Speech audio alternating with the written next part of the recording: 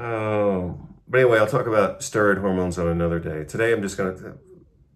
Hypothyroidism should be a relatively easy topic, so let's just get into it.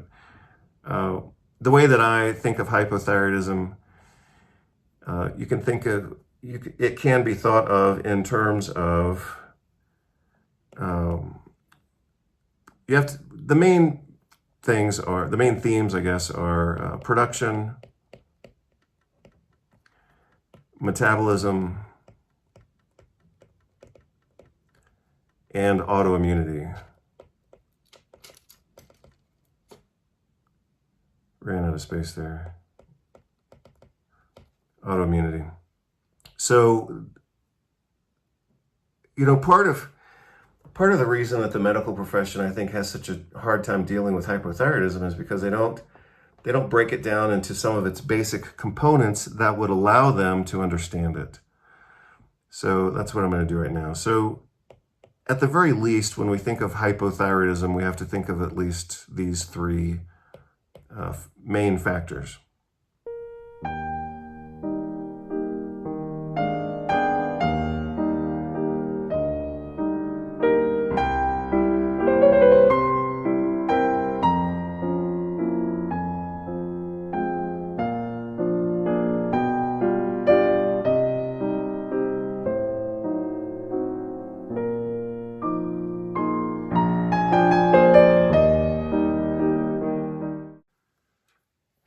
Good morning, everybody. Well, actually, I guess it's the afternoon. So it's happy afternoon, everybody. Dr. Vasquez here, coming to you live with a lot of different topics that I would like to talk about. So I'm going to start by making a list of things I want to talk about. And that's actually kind of the theme of this entire video, is talking about stuff that I think will be interesting to all of you, even though for me, maybe I don't have like some big personal drive to talk about some of these things, but I could talk about them if you want to hear about them. So I'm going to talk about those things now. So for today, I want to put topics. Topics for today. I could talk about music. I'll probably make a post about music because I haven't posted about music in a while. I could talk about watches. I'm actually kind of interested in watches, so maybe I'll say a few things about watches right now. Everybody has like a smartwatch these days. Tells you, well, in this case, this watch tells me distance, exercise, exertion, time, date, weather. And I have tried to love this watch, but I never use it because I can't stand all the damn details. Oh yeah, it tells me phone messages as well.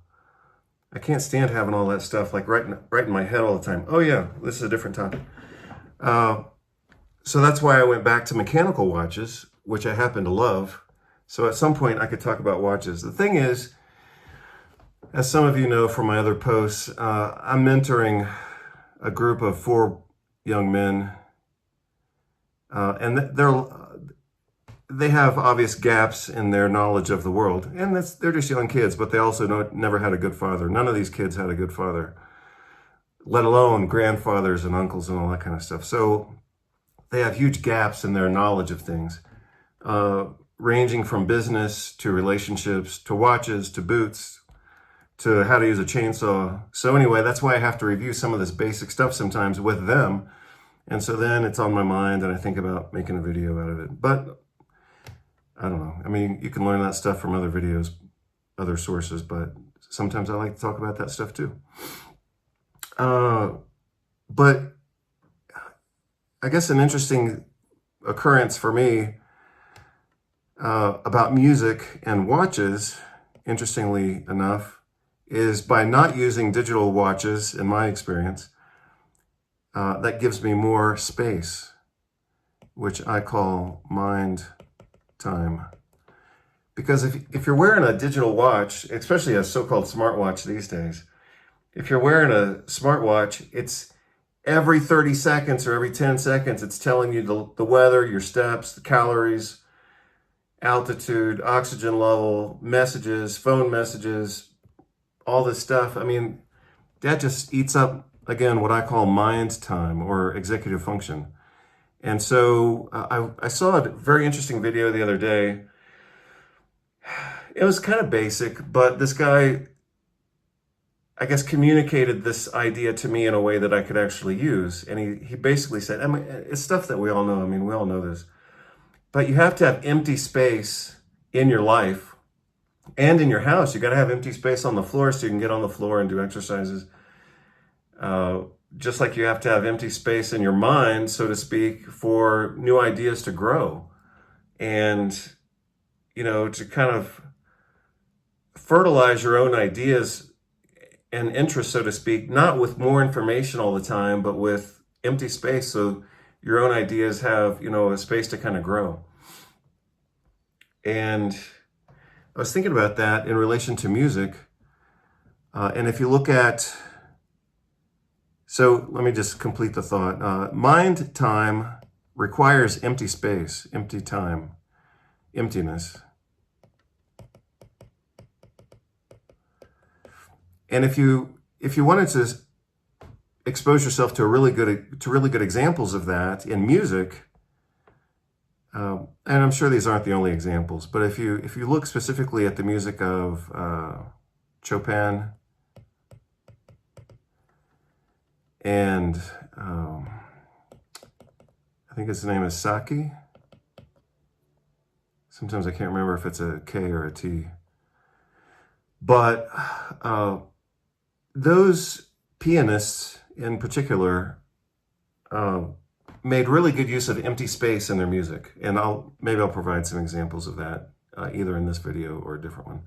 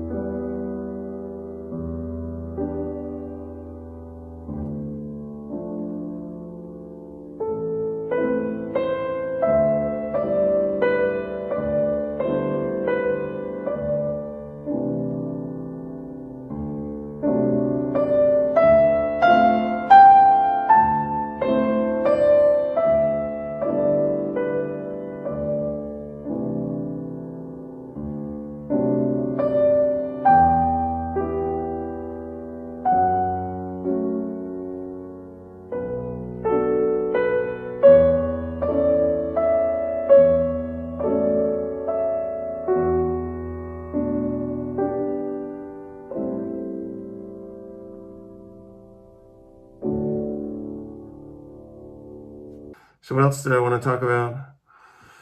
I'm making my way to thyroid hormone, and we're going to talk about hormones today because I said in the video yesterday that I would talk about hormones pretty soon, so that's the topic of today. But in my own life, I've been kind of interested lately. I'm just going to say one more thing, and then we'll move on. I've been interested in lots of different things, and I don't even know if I should talk about this.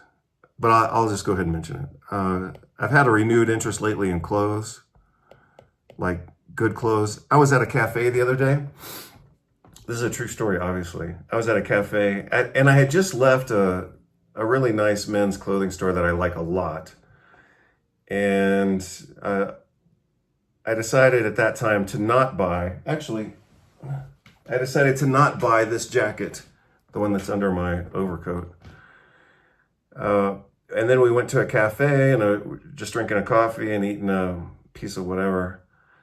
And this guy was seated at the table in front of us, older man, probably 65, I'm guessing, or 60. And man, that guy was dressed up. It wasn't like fancy dressed, but his pants and his shoes and his shirt and he had like this scarf and a nice kind of sport, I guess it's called a sports coat or something like that. I don't really like calling them sports coats, but I think that's what they're called. And I was like, damn, that guy is really well dressed. And like, it felt to me like a gift, like to see this guy so well dressed.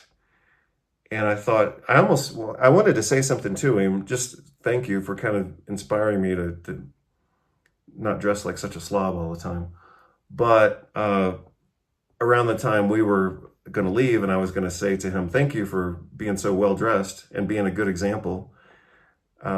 He had some company show up, so I didn't want to interrupt their conversation. But if I ever see him again, I'm going to say, thanks for being a well-dressed man. It was just inspiring. A lot of, obviously a lot of young people these days dress like slobs, and I'm guilty of the same thing. I grew up in Houston, Texas, and so my experience of growing up in Houston, Texas was a lot of times we just dressed for survival. It was like shoes and shorts and a tank top just to survive the heat and humidity, because we did a lot of work outside and things like that, and exercise and bikes and all this kind of stuff. So I always, I grew up kind of dressing for survival, not dressing for any style or anything like that. And so, my default is to wear whatever's comfortable, but sometimes it just looks sloppy. And so I'm trying to dress a little better. And for that reason, wear, something other than a plastic watch. I presume at some point in most men's lives, they wake up one day and they just can't do plastic watches anymore. So I've gotten to that point myself. So let's see what else. I guess that's about it. The only other thing on my mind, and I guess I'm kind of clearing out my own cobwebs, so to speak, to get started on this topic. And I already got into it. So I'll just mention it. Something that I've done lately that's been kind of a good experience for me is making my own leather stuff. So I'm going to say it's not that difficult really. Make your own leather stuff. So I bought this bag, like a backpack, on one of our last trip to Mexico. And it was okay. It was a little bit boring, but it was very standard. It was just a standard, good leather utility backpack. It's actually right here on the floor next to me. And I spent a few hours like decorating it. I put a leather strap on it. I happen to love leather in general, but especially green leather. So I put a green leather strap on it, and that really pimped it out. I really like it a lot more. I made a watch band a couple years ago that was pretty cool. I don't use it anymore, but I still like it. And then 2 days ago, I made my first leather knife sheath. This isn't really a knife. That's why the sheath itself is kind of awkward. But I do hook it onto my boots whenever I go walking, in case I want to cut a plant, or, worst case scenario, have to defend myself against some wild animal or some loose dog or whatever. So anyway, I made this the other day and I'm pretty happy with it. I realize it's not very pretty, but it is utilitarian. And it's for these kitchen scissors, which I use as utility scissors. But the problem with these is they always want to open up. And so if I'm trying to use it, like if I'm out doing barbecue and trying to cut the meat and carry these around before I'm doing that, they have a locking mechanism that doesn't work very well, even though it's rather elegant. But these things always want to pop open. So anytime they get touched, they end up opening up, and that obviously makes it kind of dangerous because the locking mechanism is not reliable. So for those reasons, obviously I needed to make a sheath for it, so that's what I did. And I'm happy with it. I mean, it's sufficient. I didn't say it was beautiful, but it does work. So now that I've talked about all those things for 11 minutes and 11 seconds, or about 10 seconds, now we're going to talk about thyroid. And so that's the real topic of today. I presume that a lot of people in the audience either have hypothyroidism or are treating patients with hypothyroidism or whatever. So I'll just do kind of a quick introduction to how I treat hypothyroidism.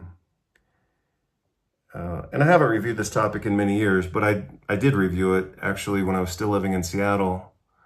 So it was decades ago. But I'll talk a little bit about the way that I have traditionally managed hypothyroidism, which is actually two diseases at the same time. So that's part of the way that I manage hypothyroidism. So I'm going to call this thyroid and hypothyroidism.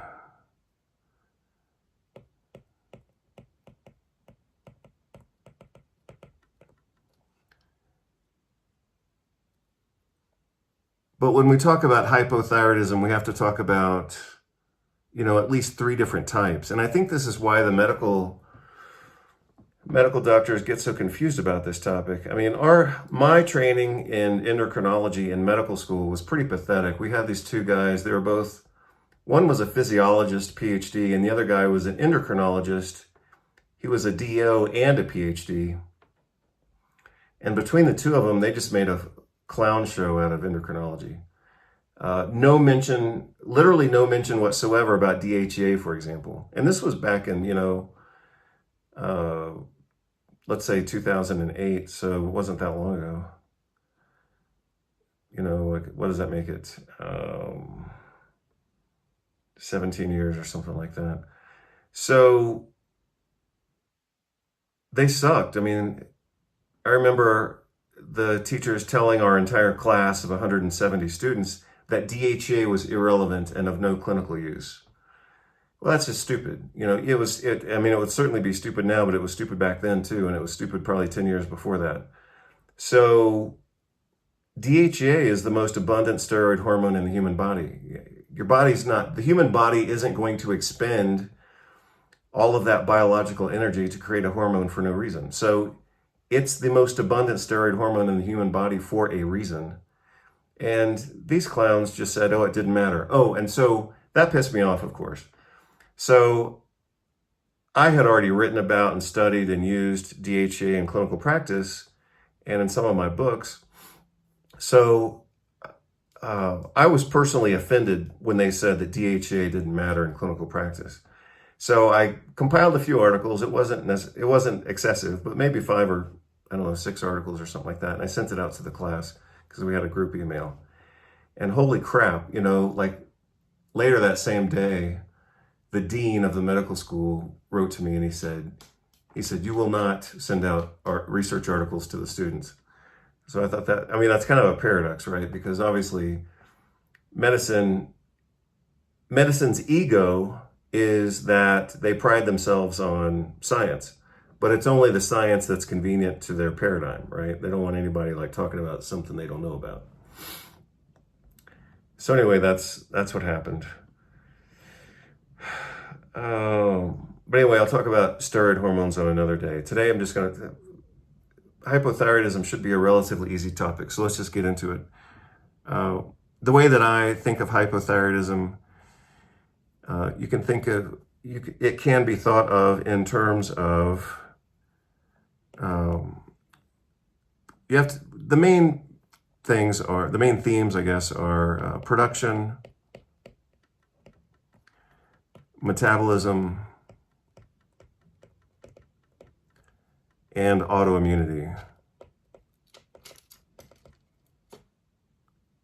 Ran out of space there. Autoimmunity. So,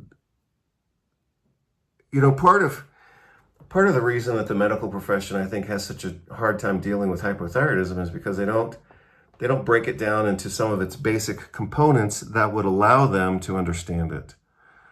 So that's what I'm going to do right now. So at the very least, when we think of hypothyroidism, we have to think of at least these three main factors. And I'll talk about all of those right now, but I'm not going to get really deep into autoimmunity. I'll just talk mostly about production and metabolism right now, and I'll save autoimmunity for another day.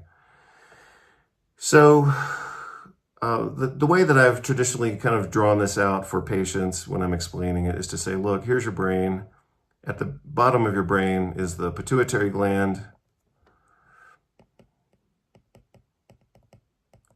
And that's really where things start to become important clinically, because the pituitary gland makes TSH, which is what we measure clinically in laboratory blood tests. TSH then goes to the thyroid gland, which of course sits in the neck, and it's commonly referred to as a butterfly-shaped gland.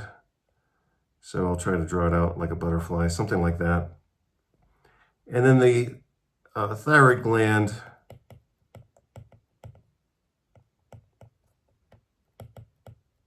makes thyroid hormone after being stimulated by TSH, which is thyroid stimulating hormone.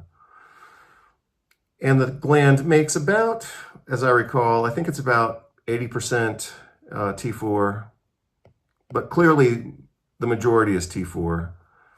Maybe it's 70%. And then about the remainder is, it's either 20 or 30% T3. And T3 is famously known as the active form of the hormone.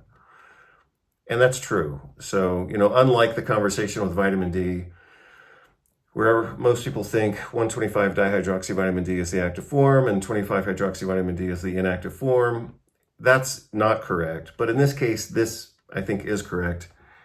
T4 is mostly considered inactive until it is eventually converted into the active form, which is T3.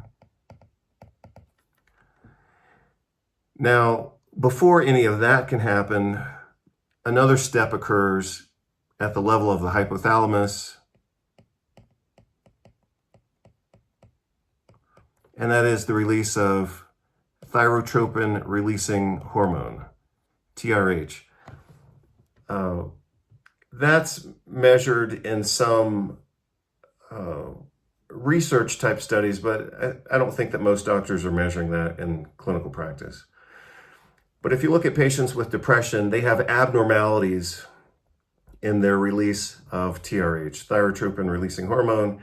That's the hypothalamic signal to the pituitary gland to secrete TSH.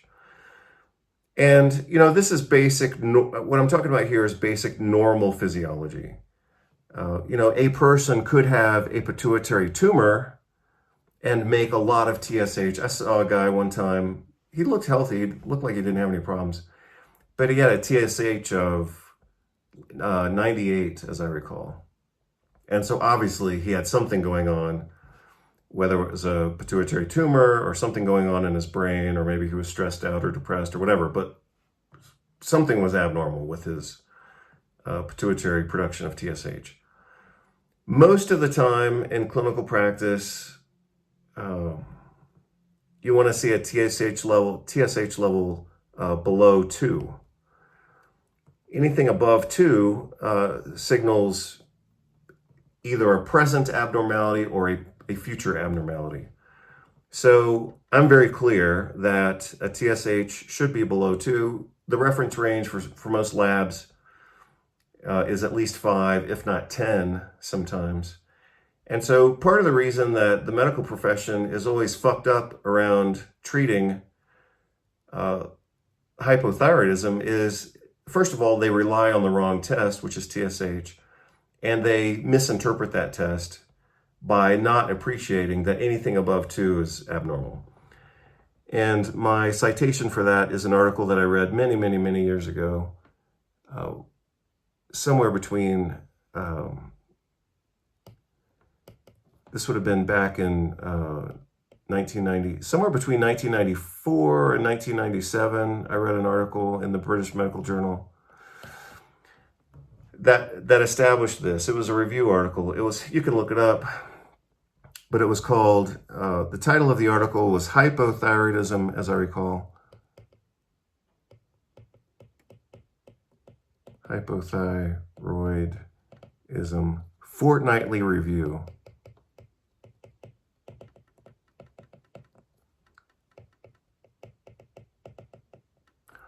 So I'll look it up and I'll see if I can provide you the citation, the exact citation, but I think it was 1994, between 1994 and 1997, certainly before 1999. But again, it was the British Medical Journal, hypothyroidism, subtitled Fortnightly Review.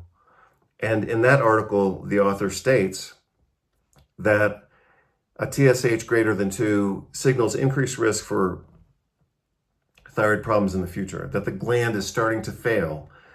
When the gland is failing, it needs more push, so to speak, from the pituitary and the hypothalamus, so TSH levels go up. So when you see an elevated TSH, it's not because the thyroid is working better, it's because the thyroid gland is becoming less efficient. And so as the gland begins to fail, whether for metabolic reasons, as I state here, or autoimmune causes, as I introduced there, the gland is starting to fail, so it needs more signal to function, and that's why the TSH level rises. So a high TSH is a signal showing you that the gland is starting to fail and that it needs more stimulation to perform its job as perceived by the body itself. And that's why TSH elevates when the gland starts to fail. So anything above 2 becomes pretty suspicious. And if I see a clinical picture of hypothyroidism and we do a TSH level and it's above 2, then hell yeah, I could start treating it, no problem. So then the question implied is you would have to know, what are the symptoms of hypothyroidism? And I'm going to give you the list that I memorized from one of my early teachers on this topic back in the mid-1990s, and that was Alan Gaby, who in one of his presentations, which I memorized from a cassette series that I purchased, Alan mentioned his list of symptoms of hypothyroidism. And so, like I said, I was a young student at the time and I memorized the list. So Alan's list is fatigue,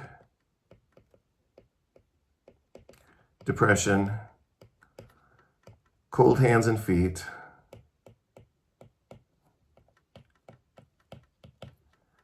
fatigue, depression, cold hands and feet, dry skin, constipation,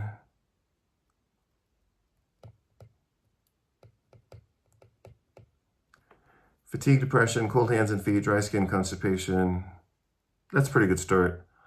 So, and obviously I could rattle that off pretty quickly, and I could rattle that off with patients. If I'm sitting with a patient who brings in lab tests, or I do the lab tests, and we see, a TSH of 4 or 5 or 10 or 15 or whatever, my next questions, if I haven't asked previously, and if they haven't told me previously, then I would say, I'm going to ask you these questions to see if you fit the pattern of hypothyroidism.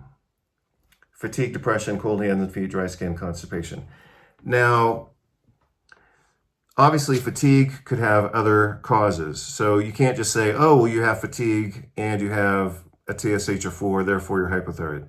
You have to look for other causes. So this has many other causes. Depression obviously has many other causes. Vitamin D deficiency, zinc deficiency, magnesium deficiency, B12, folic acid, B6, and obviously, social and personal causes. But cold hands and feet starts to become very specific. Not a lot of conditions cause cold hands and feet. So it's classically thyroid, like low thyroid,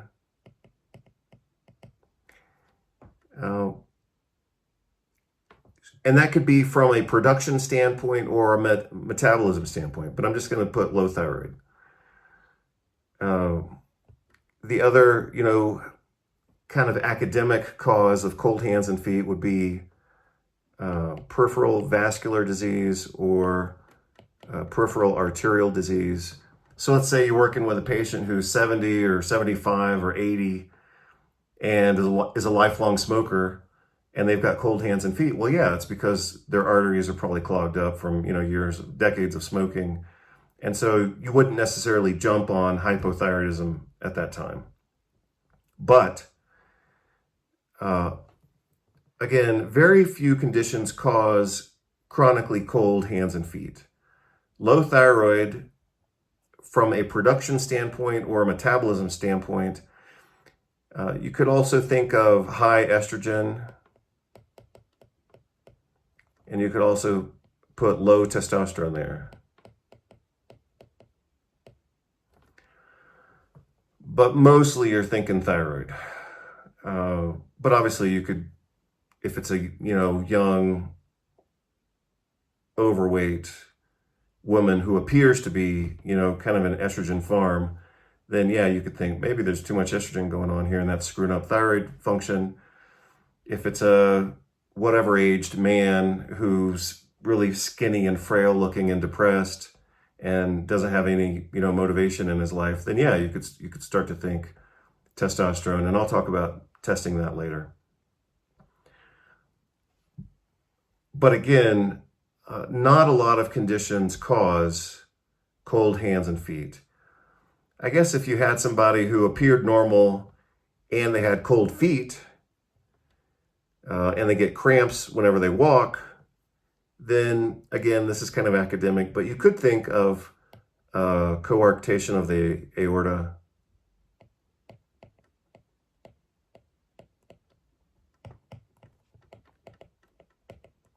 But pretty uncommon. But yeah, in a medical board exam or licensing exam, if you had a patient, described in the exam who complained of cold feet and cramps in their legs whenever they walk, especially walking uphill, you would probably start to think peripheral artery disease or coarctation of the aorta. Dry skin can come mostly from malabsorption or some type of malnutrition or, inflammatory bowel disease. I suppose if it's not simply a metabolic issue within the skin itself, then part of the reason that these patients might have dry skin is because they're not producing enough hydrochloric acid in the stomach. So you have to have thyroid hormone in order to create hydrochloric acid, because that's one of the signals for the release of pancreatic enzymes.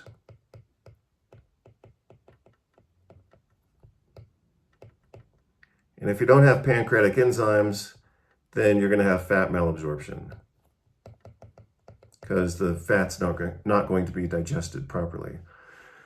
So one of the things that thyroid hormone does is stimulate or enable gastric acid secretion. So if a person is hypothyroid, they could come in with dry skin because the stomach's not producing acid and therefore not signaling the pancreas to release its enzymes to help digest fat. So those are some dots that you can connect. Obviously, if the entire metabolic rate is slowed down, then people are going to appear just sluggish and tired and cold and constipated. So that's another issue that could happen. Along with slowing things down, so the way that I would look at this clinically, so let's go into clinical exam. So we talked about symptoms there. Now let's go to clinical exam. What would you look for clinically in these patients?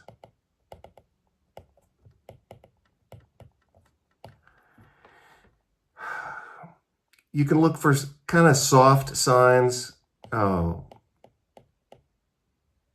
lateral eyebrow thinning,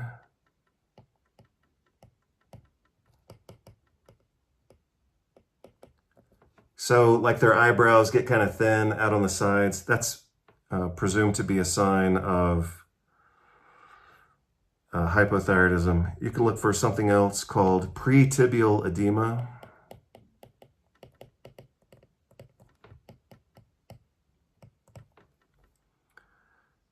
That's self-explanatory if you're a doctor. But then you would have to look for other causes of edema as well. So obviously, like congestive heart failure or liver failure or something like that, or renal failure for that matter.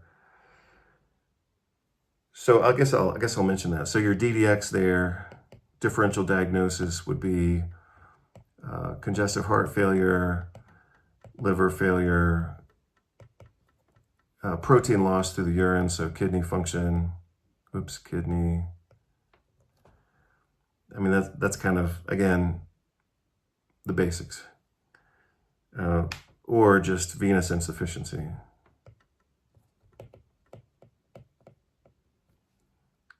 OUS. Let's see. So what else would you look for? Physical exam. I could do those things and either care or not care too much about them.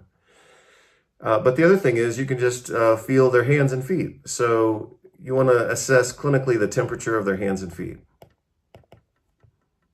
So I'm going to say temperature of hands and feet. So, whenever you meet a patient and you shake their hand or you touch their hand or whatever, if they're colder than you are, then maybe they're hypothyroid. That's assuming that you're not hypothyroid yourself. But you can, touch their hands, touch their feet. If it seems like, wow, you're really cold, and we're in Houston, Texas, or Miami, or whatever, and you shouldn't be so cold, then that would support, your suspicion anyway. But the thing that I really look for in physical exam is bradycardia.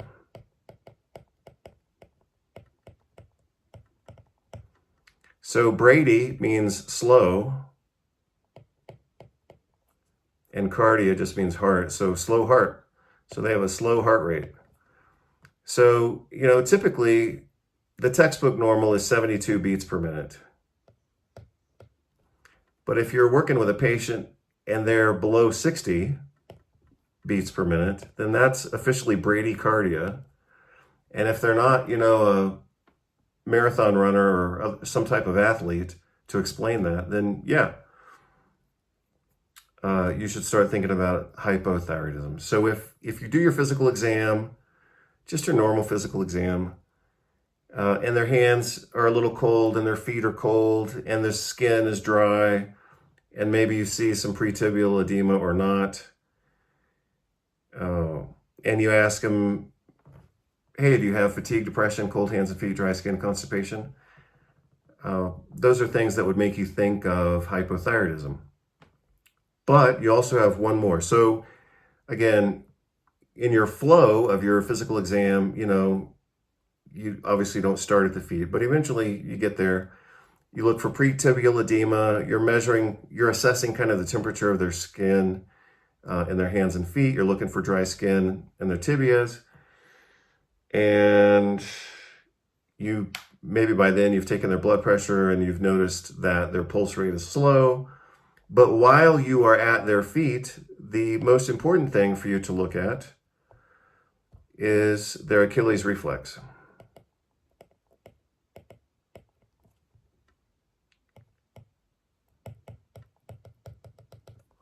So you tap their Achilles tendon, and that's how you obviously test their Achilles reflex.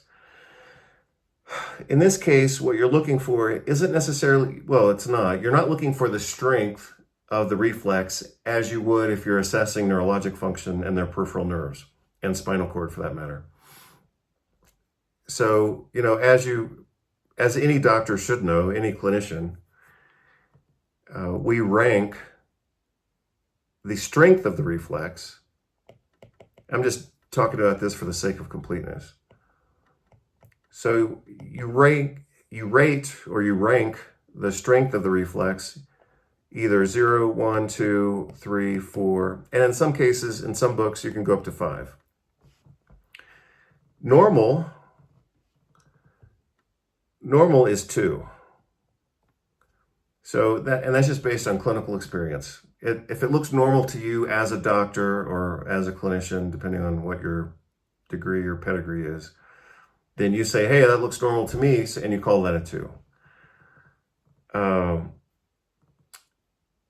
If it's a little exaggerated or a little brisk, you could say, hey, that's more than I'm expecting. And then you might start thinking actually of hyperthyroidism. Obviously, you would think of spinal cord injury. But we're just going to call this hyper. We're on our way to hyperreflexia. It's just more than a 3 is more than I expected. Maybe I want to look at that next time we do a physical exam. So a patient comes back in 6 months and you made a note to yourself, hey, let's check those reflexes again. Something's not right here. So, or 4 is like, whoa, that's way more than I expect. Or in some books, you could go all the way to 5, and that's with clonus. So you hit their tendon and it starts to beat automatically on its own. That's clonus, and obviously you're starting to think, you're not just thinking, hey, this is too much. You're starting to think spinal cord injury or some type of spinal cord involvement. Or even some type of other central nervous system impact. But again, we're just talking about the strength of the reflex. If it's weaker than normal, it's like, whoa, that's a little lackluster. So less than expected or nothing, then you're starting to think peripheral nerves. Excuse me. And so that would obviously be a problem. But when we look at the Achilles reflex for hypothyroidism, we're not looking for strength. We're looking for what's called delayed Achilles return.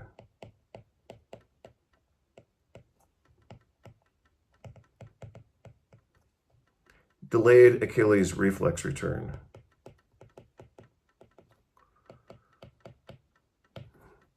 That, according to some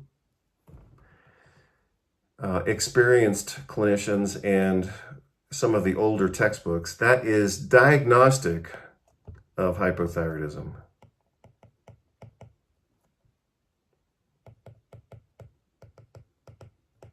And some doctors will treat just simply on that. I should mention that the other thing you can do is obviously just check their temperature. You can check oral temperature, but usually when we're assessing hypothyroidism, we assess the axillary temperature. And I don't recall right now what the exact number is, but I think, if it's, below 97.8, I believe. I think that was the number. I'll give you the reference on this in just a moment. If it's much below that, then you want to start getting suspicious. But let me go back and talk about this, and then I'll go back to temperature. Delayed Achilles reflex return. When we check reflexes, in clinical practice, we're looking for the strength of the contraction phase. So you hit the reflex, you activate the spindles, and you get a muscle contraction, and that tells you what's going on in the pathway of the peripheral nerve to the spinal cord, and then back to the muscles.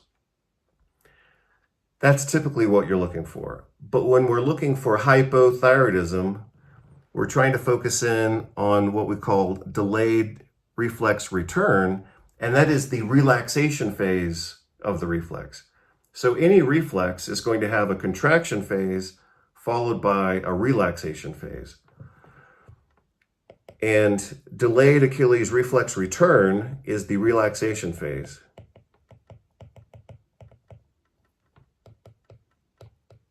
And that is abnormal, supposedly, only in hypothyroidism. So, and that's well documented. It's well documented in some of the older physical exam books. Especially, I'll give you the reference on that, because I'm going to give you two different references right now. The book that you would reference in this case would be De Gouwen and De Gouwen. I think it's De Gouwen, I-N. I guess they were two brothers or two sisters or whatever, but it's De Gouwen and De Gouwen. I'll just put quote marks. De Gouwen and De Gouwen physical exam or physical examination. It was a classic physical exam textbook.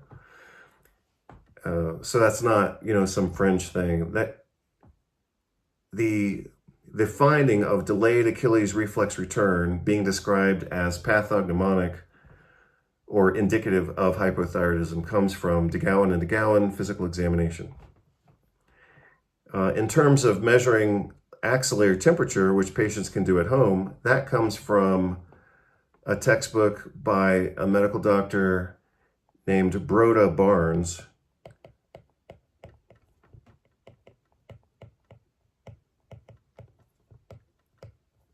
Not too many people named Broda Barnes, so you can obviously find that pretty easily. And the title of that book is Hypothyroidism, the Unsuspected Illness. So again, for looking at a lot of these concepts, and if you want a good, experienced textbook or citation, DeGowan and DeGowan Physical Exam is a legitimate medical textbook. Hypothyroidism, the Unsuspected Illness, is not a medical textbook. It's a book written by a medical doctor, but it's not really like a hardcore book, like medical textbook. It's just his experience treating hypothyroidism.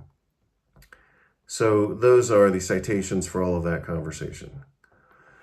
All right, so let's get down to nuts and bolts and how to do this. Again, this is just my first pass on this topic, so I can go into more detail later, but let's at least cover the basics. So again, here's your brain. Your brain has a hypothalamus. The hypothalamus produces thyrotropin-releasing hormone. That goes to the pituitary gland, and your pituitary gland makes TSH, which should be below 2. That signal, TSH, thyroid stimulating hormone, that goes to the butterfly-shaped gland in your neck called the thyroid gland. And that produces mostly T4 with a little bit of T3.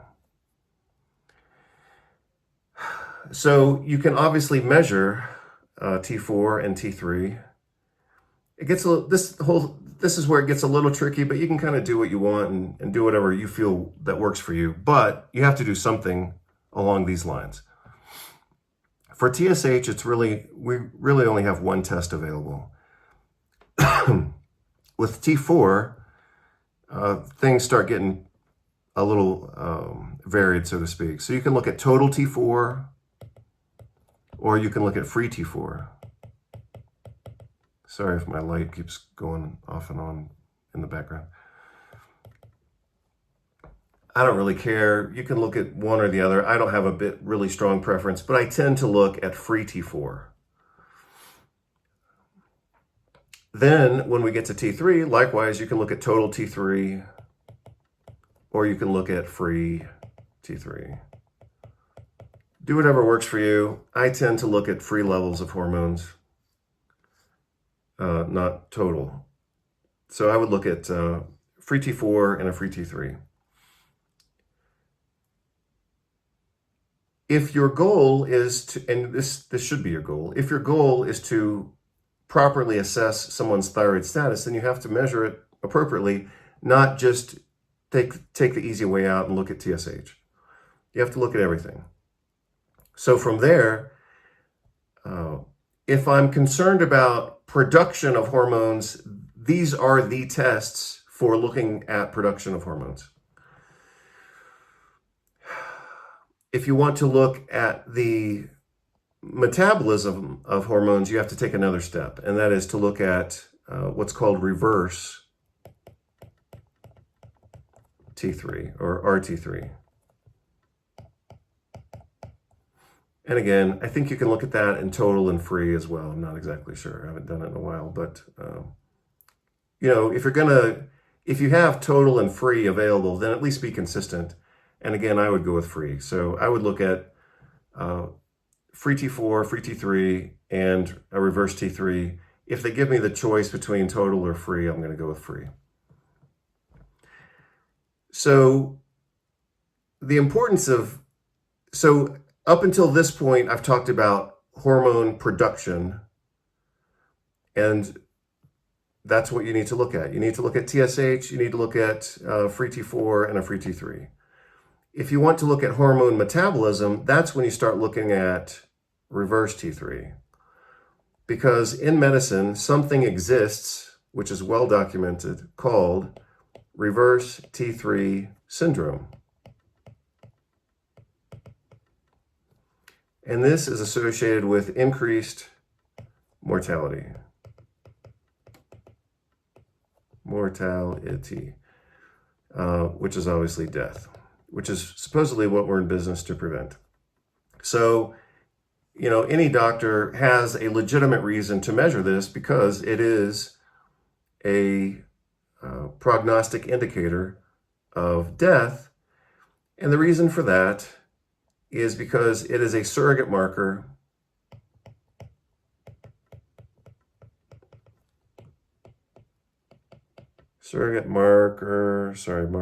marker for physiologic stress, like severe stress. Now, that could be severe psycho-emotional stress, or it could be severe physiologic stress like burns, injury, ICU type stuff. So mental stress all the way to intensive care unit, ICU. So it's a legit marker. Normally, the body produces a little bit of reverse T3, but it shouldn't produce too much of it. But when cortisol levels go up,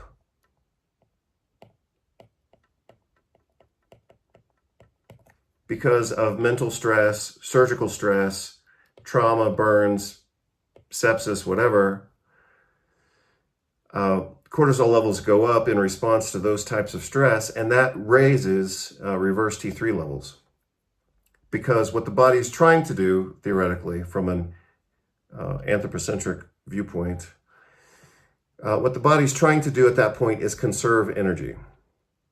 So your body, in times of stress, wants to conserve energy, and therefore part of the effect of cortisol is to slow the metabolic rate, and that basically cortisol kind of changes the metabolism of thyroid hormone production and secretion. So with elevated levels of cortisol, you start to see kind of a slowing down of these conversions so that the body doesn't expend unnecessary energy. And so you'll see total T3 will start to go down and reverse T3 will go up. Obviously, if one is going down and the other one's going up, you can look at the ratio there. And I've used that at times, but I've never found that necessary to use that ratio. So in my book, I talk about this and I provide the citations, but you can look at the ratio between reverse T3 and total T3. And some doctors use that. I personally haven't had a lot of either need or success for using that ratio, because a lot of times, at least in my experience, by the time you're getting to that level of detail, once you have the numbers in front of you, you don't need a calculator. You just need to look at the patient, look at the labs, and go for it.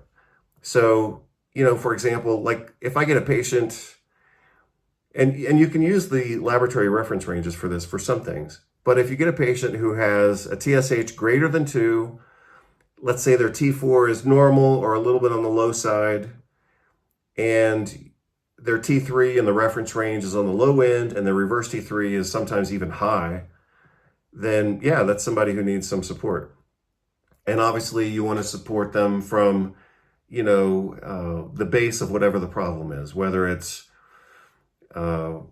inflammatory disease where they're taking a lot of prednisone and that's what's causing their thyroid to get all jammed up here in its metabolic pathways, or if they're stressed out because of an abusive partner or an abusive friend or family or employee or employer or whatever. You have to look at the picture and not just treat the hormones, so hormones, let's assume for a minute anyway, that hormones don't just get screwed up on their own, that you have to look for the cause of what's screwing things up. And so, yeah, we can treat their thyroid problem, but we want to treat whatever is upstream as well. And that doesn't mean you have to wait, because by the time you're identifying abnormalities in their lab results, you need to go ahead and treat their lab results as well. So obviously, focus on the patient. You are informed by the clinical picture and the lab results, and from that you make a decision. But you don't want to just treat their labs, so to speak, and ignore what's causing them to feel stressed out, or what is screwing this thing up to begin with. It could be autoimmunity, it could be drugs, it could be some type of physical or psychological stress. So you have to look at that. And at that point, you may decide to go ahead and start treating them. I would typically treat them. Sorry, let me get my pen to work again. I would typically treat them with a combination of T4 and T3. A lot of docs in the medical world are completely ignorant of the fact that the thyroid gland secretes mostly T4, but also importantly secretes active T3. Because T3 is what your brain needs. So the brain does not have the ability, apparently, to efficiently convert T4 into the active hormone T3. So if you see someone who has a low T4 and a low T3, or an imbalance between their production of T3 and reverse T3, meaning that they're making too much reverse T3, then you need to give them some T3. So for example, these are thyroid tablets. These are 100 micrograms, but it's only T4. If we give someone T4, but they're also lacking T3, then they're not going to have an optimal, clinical outcome, especially for depression and mental apathy. So, their body can be hypothyroid. You can treat them with thyroid hormone, and they might still feel depressed or sluggish, and that's because they don't have T3 preformed to help push their brain to function properly. So again, that's why I always use combinations of T4 and T3. I believe the name of that was, in the US, the brand that I used to use was called Lyotrix, as I recall. That's synthetic T4 with synthetic T3. I'll look it up when I'm editing this video to make sure I'm giving you the name. It seems like another product that I used to use was called Thyrolar. But I'll look those up and I'll give you the description when I edit the video. And so those are the synthetic options. And obviously we have a natural option, which isn't necessarily better. And I typically would use the synthetic hormones, but you do have a natural glandular option, which is just use desiccated thyroid gland from cows and pigs. I think mostly it's pigs these days. But thyroid glandular, at the prescription level, contains T4 and T3. And so, and probably some other factors as well. But you could use either one of those routes. I'm not a big fan of animal glands. So for my personal preference, and therefore with patients, I would typically use synthetic T3, T4 combination. And yeah, if I felt like it,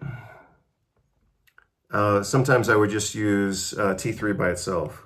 Maybe that's what Thyrolar is. I don't remember exactly right now. But sometimes I would just use T3 and forget about T4 for a while. And if you want the reference on that, that's an entire protocol that, 30 years ago was called the Wilson's protocol.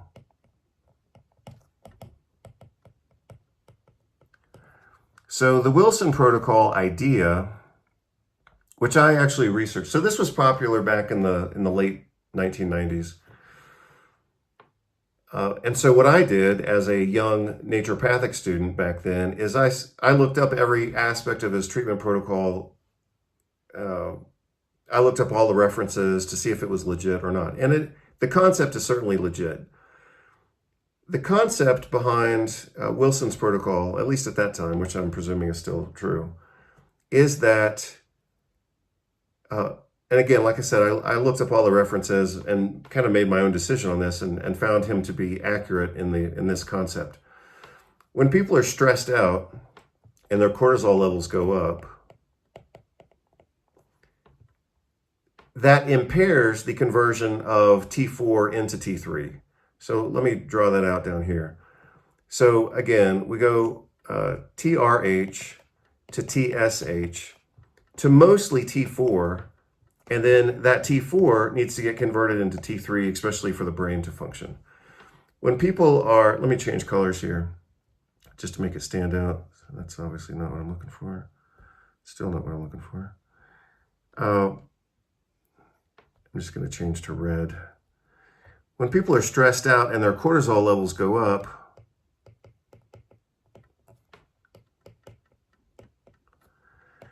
that inhibits this pathway in favor of producing more reverse T3 because, like I already said, the goal of the body, so to speak, at that point is to conserve energy. And so it's going to turn off active T3 and produce more reverse T3, which is at best inactive or more likely, as I described it, in one of my other books, the book that I published back in 2008, I described it as a metabolic monkey wrench.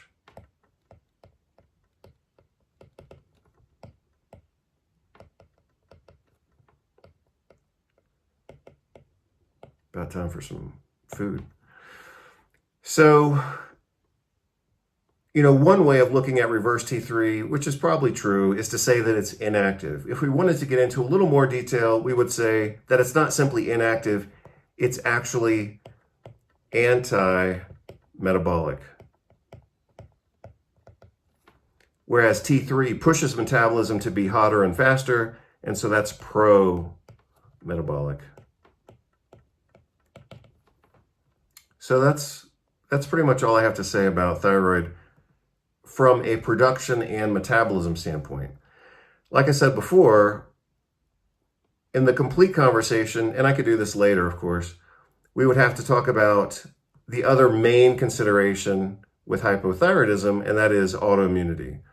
What I talked about in this current hour was production and metabolism. And that's most of what you need to know. I'll give you a clinical pearl just because I've seen it work. So all of this is correct. If you wanted to do something a little more nutritional, I mean, we have a lot of options in terms of botanical medicines and things like that. But if you wanted to just be a straight and strict, orthomolecular nutritionist, then one of the things I've seen work is just giving people tyrosine and iodine. So those are the nutritional precursors to the production of T4. And it sounds really basic and it sounds really simple, but I've seen it work. I've seen it work to the point of normalizing the clinical picture and lab tests. So if you get someone who's got a clinical picture and some labs that are starting to look like hypothyroidism, let's say it's a young woman or whatever, who maybe doesn't want to take, prescriptions, or maybe you don't have prescriptions in your scope of practice. Yeah, you could try them on, 2 grams twice a day of tyrosine and a few micrograms of iodide, and see if, a month or so later they feel better, they feel warmer, they've got a little more energy, and their labs normalize. You could do that. So, but in my case, in my clinical practice, I always have people on a multivitamin anyway, and I have them, straightening up their diet. So by the time I'm starting to get suspicious of these problems, I'm not really thinking, hey, they need tyrosine and iodine. I mean, we could still do that. But, by that time, I've got everybody on a higher protein diet and iodine, so I'm not really concerned about those things. And for those reasons, I would typically start to jump into Lyotrix, Thyrolar, again, whatever's available as a generic combination of T4 and T3. I like synthetic. If you don't like synthetic, or you don't care, or the patient doesn't care, you could use a natural product.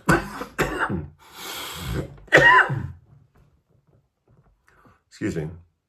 You could use a natural product from glands from cows and pigs, like Armour Thyroid or whatever is available these days.